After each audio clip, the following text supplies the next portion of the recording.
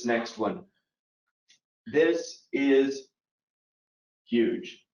So for everybody that was an on-premise user and you went to online, you started cursing fetch XML because you're like, why can't I just query the database? Well, it is now in preview and will be coming soon if you haven't already gotten it. So this is another one to watch those releases, but you are able to, with Dataflex, connect SQL Server connections to your Dynamics 365 online instance, meaning that we are back to writing SQL queries against Dynamics data. Short pause for all the applause that we can't hear because you're all on mute.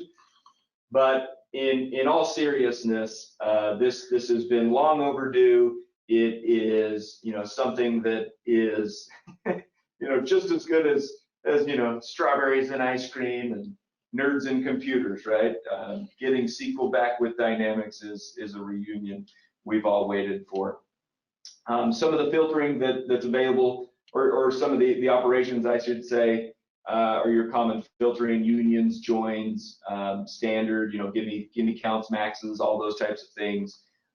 However, it doesn't let you use updates, inserts, or deletes. So remember, this is just going to be, I need to pull data, I want to run some queries, I want to assess my data sets. It isn't replace a plugin or the SDK with SQL commands to do record updates. Not yet. Maybe that'll change. Because I'm pretty sure they want you to go to Power Automate and Dataflex to use those instead of SQL. All right, but anyway, super cool. Hope everybody goes and looks at that. We'll have information about that in the deck that'll be available afterwards. All right.